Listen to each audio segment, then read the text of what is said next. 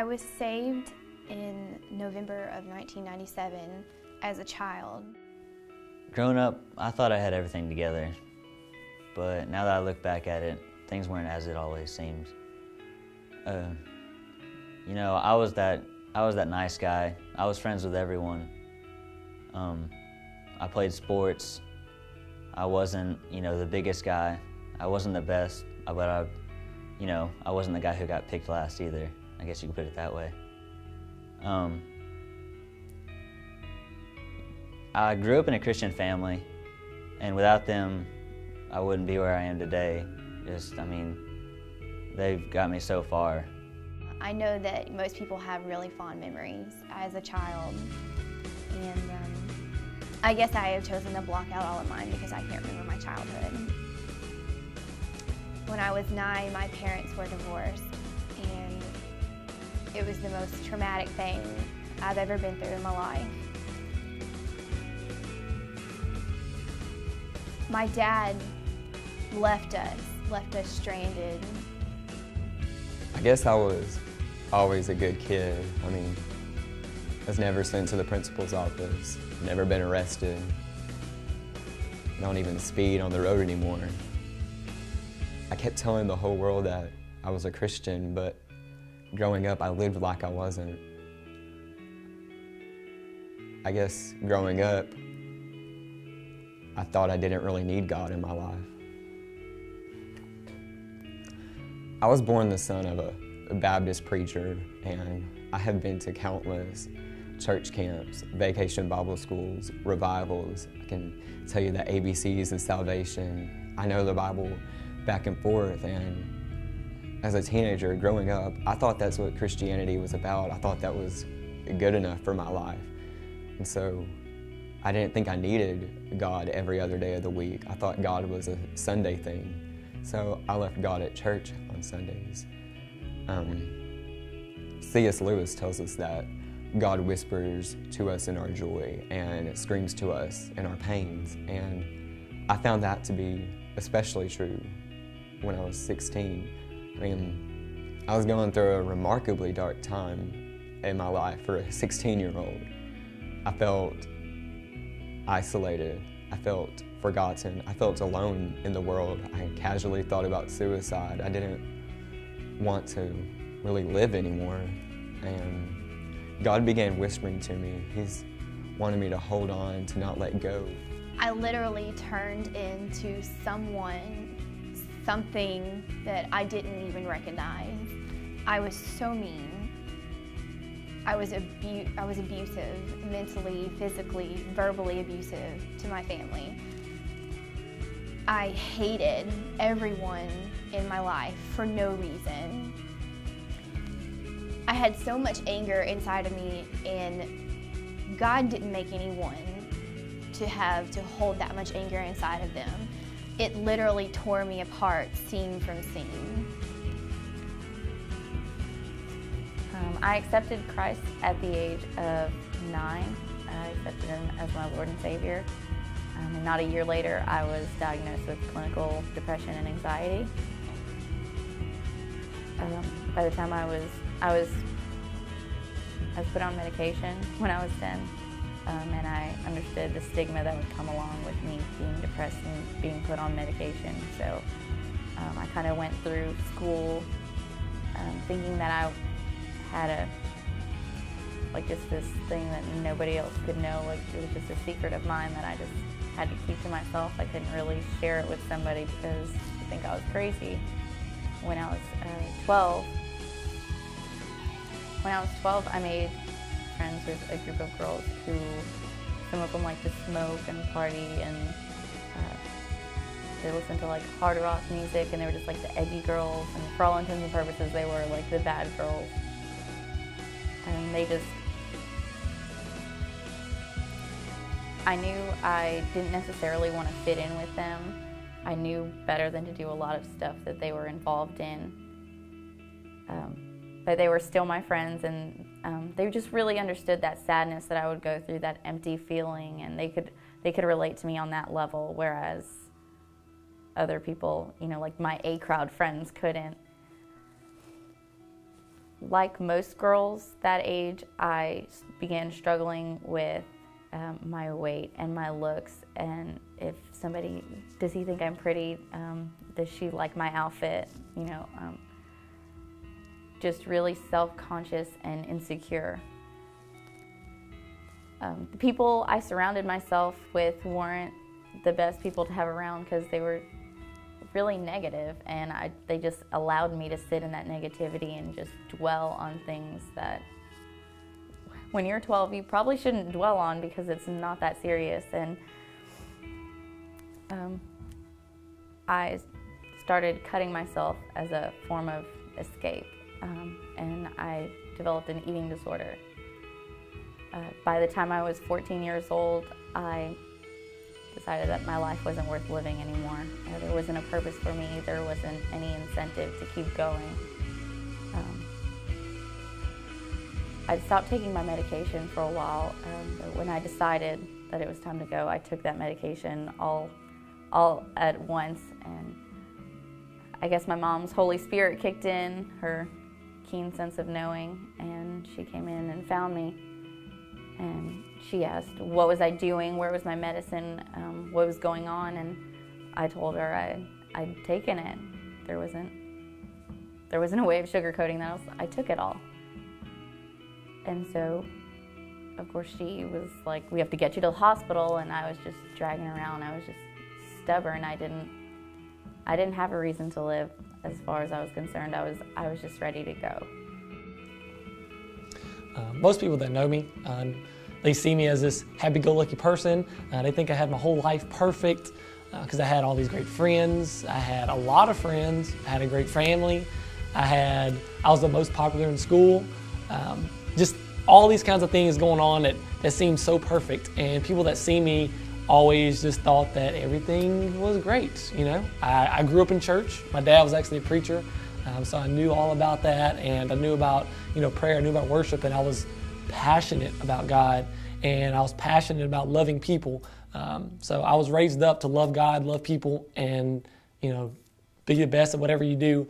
So I had that down packed. I was the personification of a, cookie-cutting Christian, and, but, so I went on through my life and everything, and God was dealing with me about ministry and things like that. And I was at the top of the world. Like, we was at this new church. I had a youth group. I was part of this youth group, and they were my closest friends. They were like my brothers. Like, if I was going to have a wedding, all of them were going to be in my wedding. Like, we were that close. And I just saw, I had my whole life planned out. Like, I'm going to be at this church for the rest of my life. And all my friends were all going to be together forever. Like, we're going to be, they're my lifetime friends. This is how it's going to be.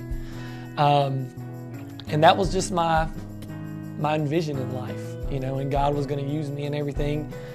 So at one point in time, I reached the peak of my life spiritually and in every way. Everything was going perfect. Then it hit me. I was like, well, first of all, I felt impenetrable. Like, I was invincible, like Iron Man, and I just felt like nothing can bring me down because I was just on a high and there was nothing that was going to stop me. Spiritually, I was just going off, and just close with God. Like, me and God was one, and I was, outreaching to people and loving people, and everything was so great. Have you ever felt like you've fallen from grace? I know you can't. I've always known. I grew up in a Christian house. I've been to church my whole life. I gave my life to God when I was 8 years old, so I know that once you receive God's grace as a Christian, you can't lose it. But I felt it. I felt like I have. I felt the fall. It's like falling on the ground, having the breath knocked out of you. You can't breathe. Felt like I was in a soundproof room, in complete darkness. I couldn't see anything. I couldn't hear anything, and no one could hear me. All I could feel was alone. In the past months, I've been selfish. There's no word for it other than that. I've been putting myself before God consistently. I haven't been reading in my Bible. I haven't been praying. I haven't wanted to pray. And worship would feel forced. Not too long after this feeling of invincibility, I felt betrayed almost by my closest friends. Not all of them, but a good bit. And it really put me down because it was just a lot of stuff going on at once. I lost a lot of trust in people in general, and mainly my friends. I kind of went into that place.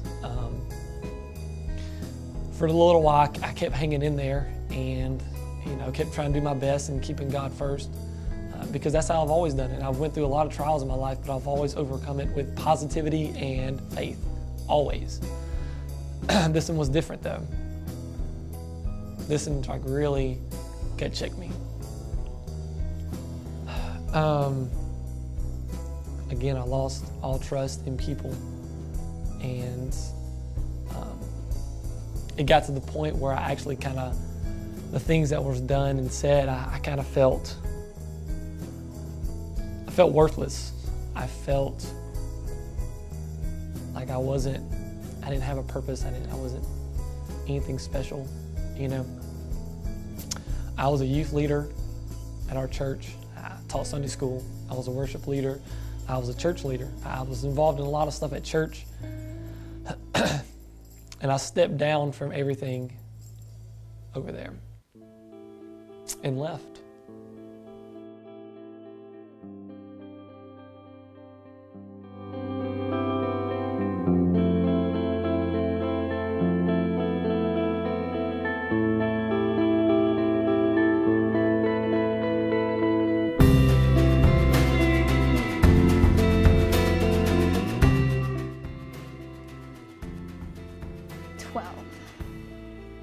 It took me years to be able to see my dad again.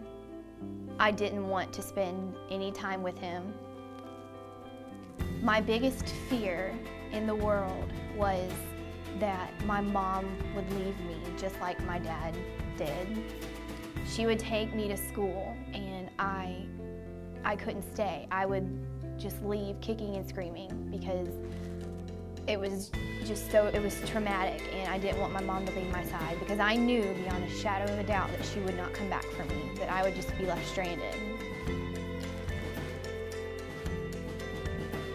It took me so long to just be able to be okay at school without her, without anyone around. 12. I blamed him for so much. I blamed him for the need for boys in my life. I blamed him for the need to be accepted by guys. I liked guys that showed me attention, no matter in what form it was in. I blamed him for that. I blamed him for becoming sexually active. I was sexually active for years, and I blamed him for that. I blamed him for that need for boys. I blamed him for everything. I started drinking and going out and partying on the weekends, every weekend. And one particular weekend, we got into a lot of trouble, and that weekend I found Christ on bended knees.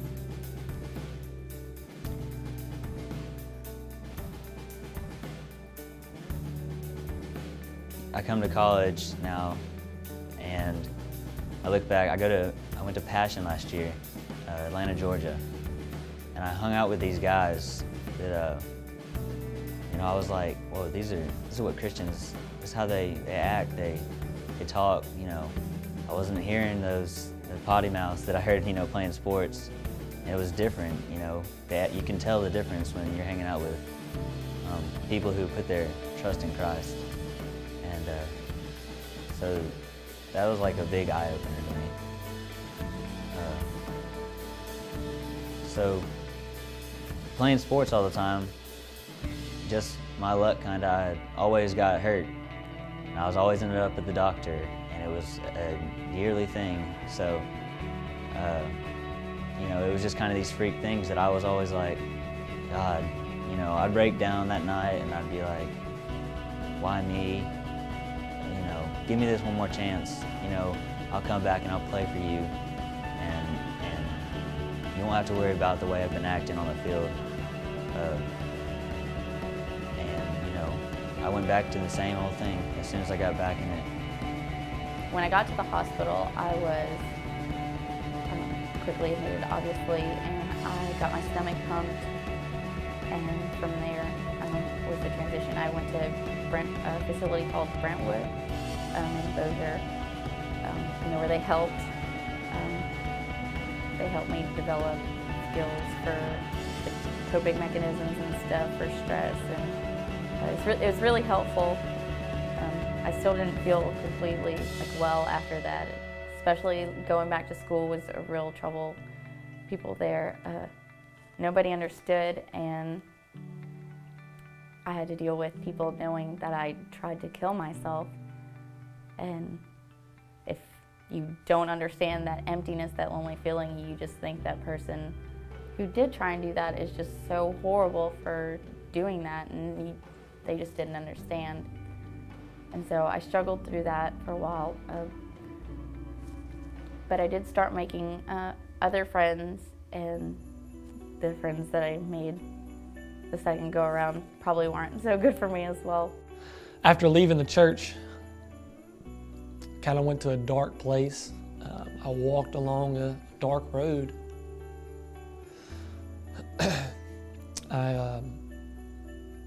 I just went to a depression, really.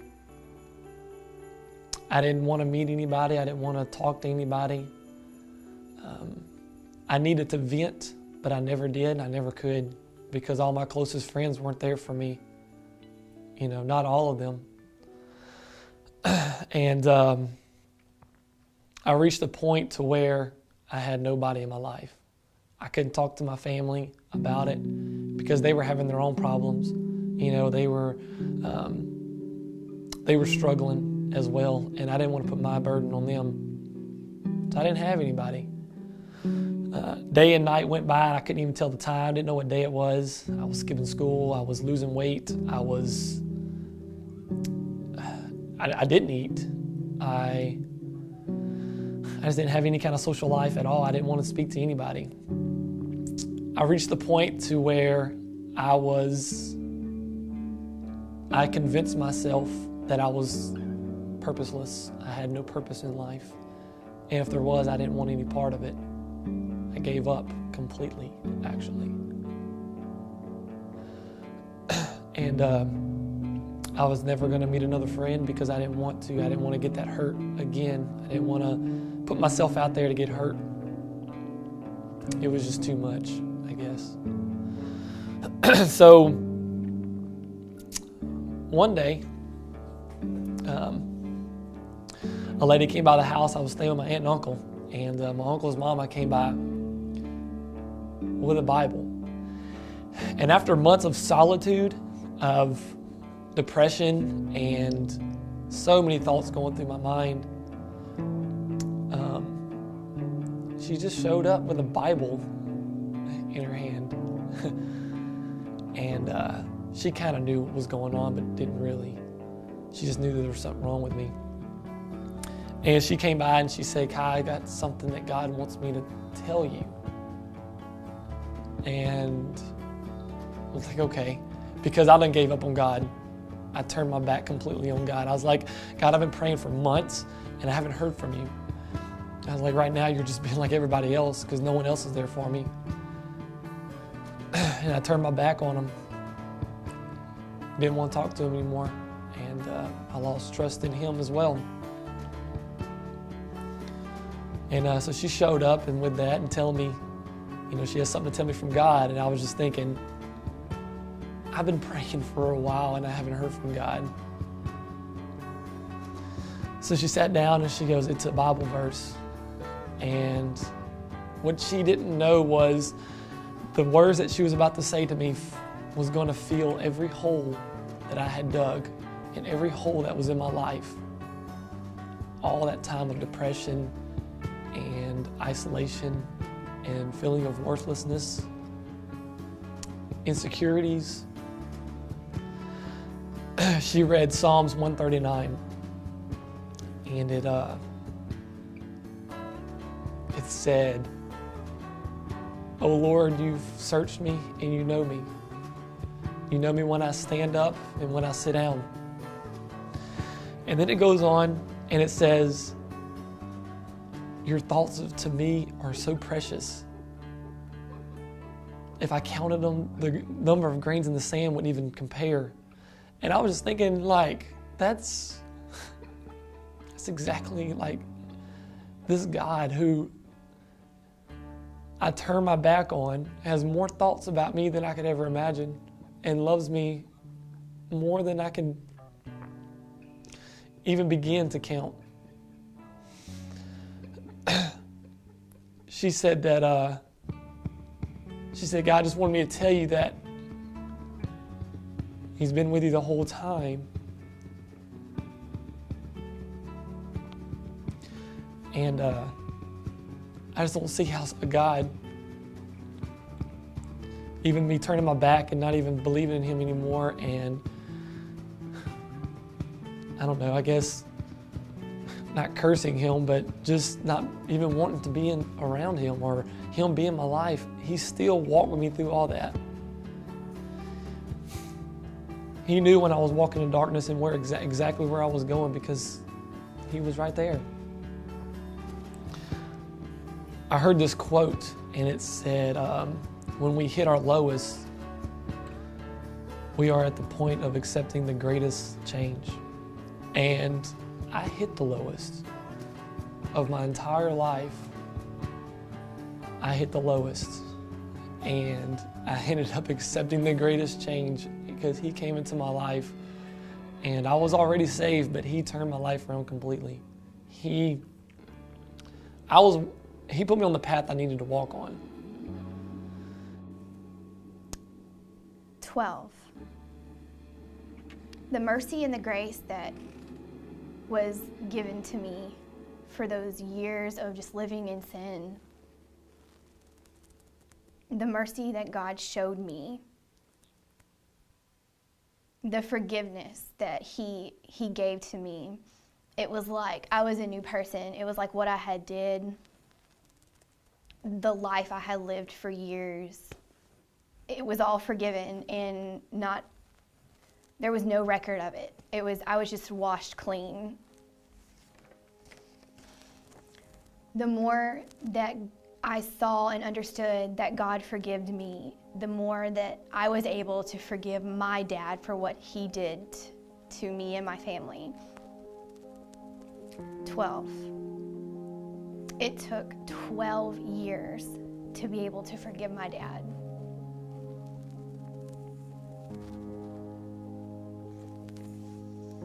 For everything that he had done. I was angry for 12 years. And I was mad for the fact that he wasn't around. He was never there.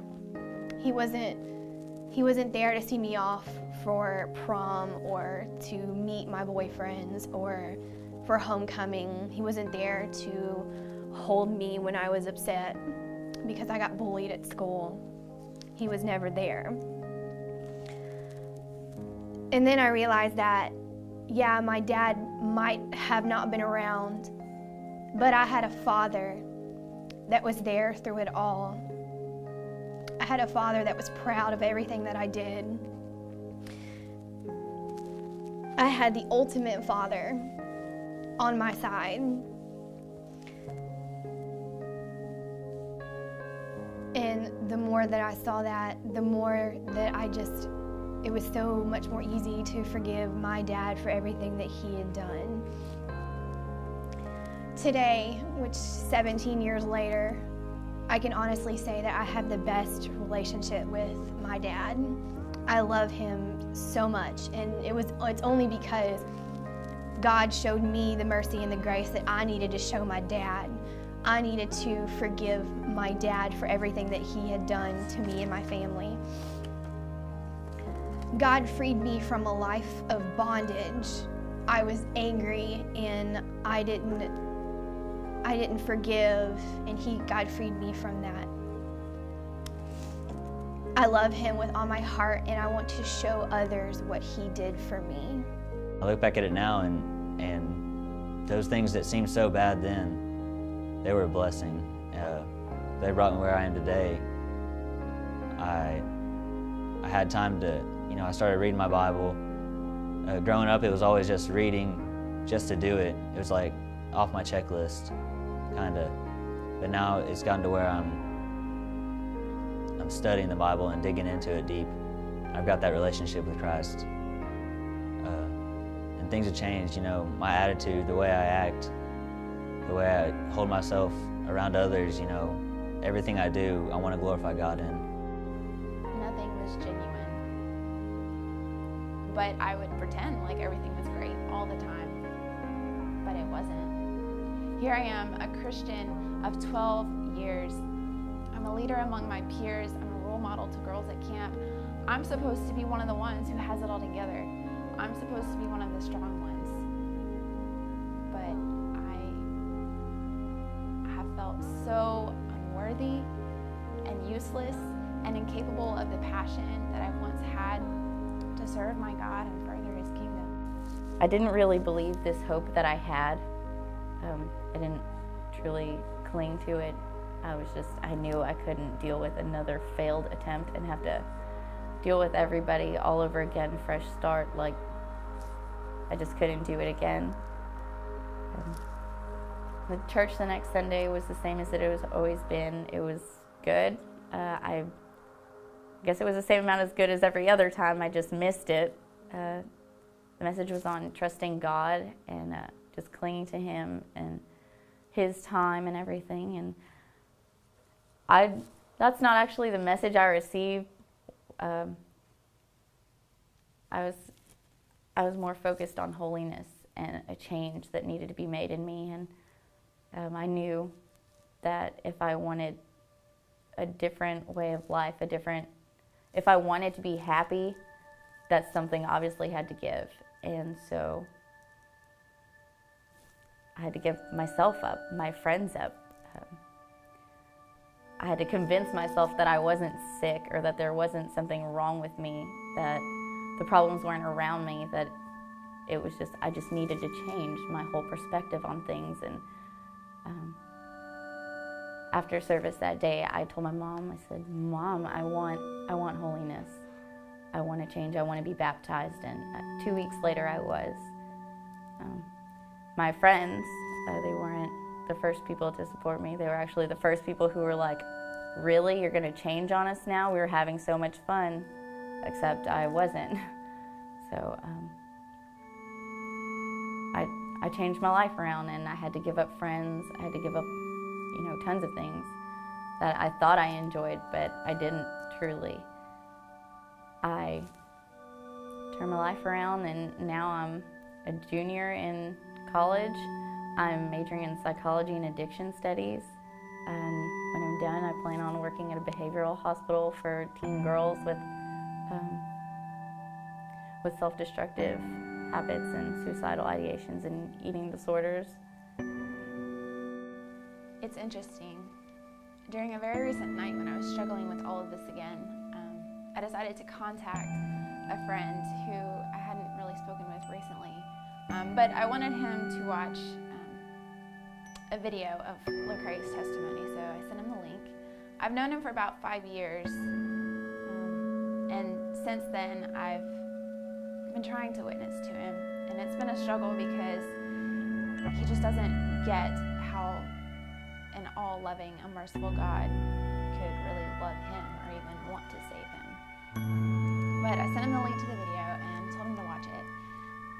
He replies back with, I don't understand. And see, I thought that he didn't understand something about the video. So I asked what it was he didn't understand. And he says to me, I think about you daily and how you always seem to have so much faith. And I see similarities between myself and the video. And I don't understand how you always seem to come around at the moment where I feel like God has left me and I have no hope. I didn't even really say to that because he didn't know that I was struggling to find God again.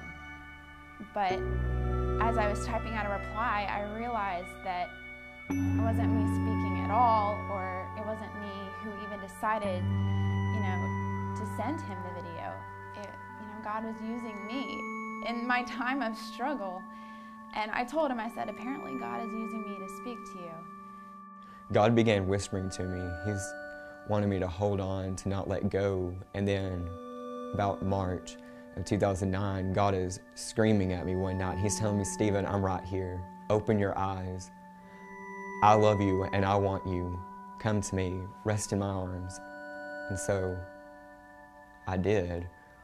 I mean, of all the people in the world, God was the only one that wanted me. And I realized he knew everything about me, but I barely knew who God was. And I wanted to get to know God. So I get this study Bible and I start reading through it. I mean, I take it with me everywhere I go. I take it out to eat, I take it to school, I take it on the road, and I'm doing reading plans. I'm praying daily and just little by little learning more about who God is. And I let this simple, picture perfect thing work for me as a Christian, and I thought it was good enough for 3 years again. And so in January of 2012, I'm going back to college. I'm going back for my spring semester, my freshman year, and I don't really want to go, but my parents are making me come back. And so I'm coming back, and after a weird turn of events, I joined a fraternity, and I'm not really the fraternity type, but I joined one. And about halfway through the new member process, I realized I don't fit in here. Why did I join? Why am I still here? I think I need to leave. And God begins talking to me, and he's telling me to just hold on, to just wait and see, stay here. And so I stayed, and I initiated. I'm an active member now, and I wrapped up the semester and went home for the summer. And so I'm back home. I'm 3 hours from school. I have little to no contact with any of my friends that I'd made, and this left this window of opportunity for me to start doubting how much I'd grown in just 1 year and how much I'd grown since I was 16 as a person. And I started doubting who I was becoming and what I was doing there at school. Why was I choosing this major? Why did I join a fraternity? Why was I still there? And by August, a couple weeks before school started, I'd almost convinced myself to transfer, to not come back. And I was all but ready to quit the fraternity, but I didn't.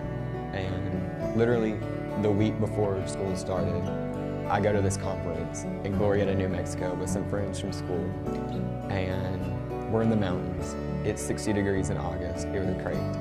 And I'm getting to reconnect with my friends. I'm getting to grow closer to God again. And on the last night of the conference, the speaker, he tells us, close your eyes and hold out your hands in front of you. And what I want you to do is, I want you to visualize what's holding you back from God. What are you keeping from God? What's keeping you from giving your all to Him? I'm searching my mind, and I'm thinking so hard, and I come to this realization that it's me altogether. I'm keeping myself from God. I'm so determined to make my own life to not belong to God that I'm keeping myself from God. And so I visualize myself in my hands, and the speaker, he says, if you're willing to give that up, to know God more, to walk with God, let go. So I dropped it on the ground and decided at that moment that whatever God wanted to use me for in the following school year, I was going to be His. And so the next day we're going home from the conference, and we're in the middle of nowhere, Texas, and I'm reading this book. And the book is talking about how God can do the impossible. He can do the unthinkable in our lives. And so as I'm tearing into this book, God speaks to me clear as day. He says to me, Stephen, I put you in that fraternity. Stephen, I put you in that school. and you're going to stay there until I tell you to leave. And I looked up at God, and I laughed at God. I realized God was being serious, and I said, okay, God. So the next day, I moved back to school, and I'm talking to a friend, and I was like, I think God wants me to start second groups in the fraternity and on the school. And he told me, I thought God was telling me the same thing. And so the next day, we had 3 more guys on board, and a week later, 2 more people. And suddenly, interest is sparking up in all these different groups on campus, and people are getting excited about the possibility of second groups, the possibility of students are drawing closer to God on campus. And it hasn't been an easy road leading up to this, my life or my walk with God, but this is what it's come to. And it took me 20 years to realize that I've been trying to be somebody in this world. One of my favorite passages from the Bible is in Mark chapter 8. Jesus is talking to the disciples, and he says, "What will it profit you to gain the whole world but give up your soul? What's it worth if you get everything in the world, all the world's fame and riches, but you give up who you are and who you were made to be?" And I realized that after 20 years, I had been sacrificing who God wanted me to be, trying to create who I wanted to be in the world. I was trying to be somebody to the world, to be something of the world, and all the while, God wanted me to be His. And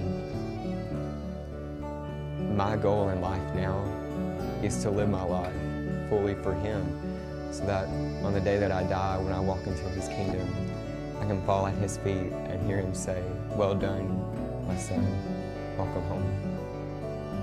You can always be used by God for His glory, even on the darkest and driest days. He can restore beauty from ashes. My name is Kyle. My name is Addie. My name is Stephen. My name is Jessica. My name is Marley. My name is Dustin. And I am second.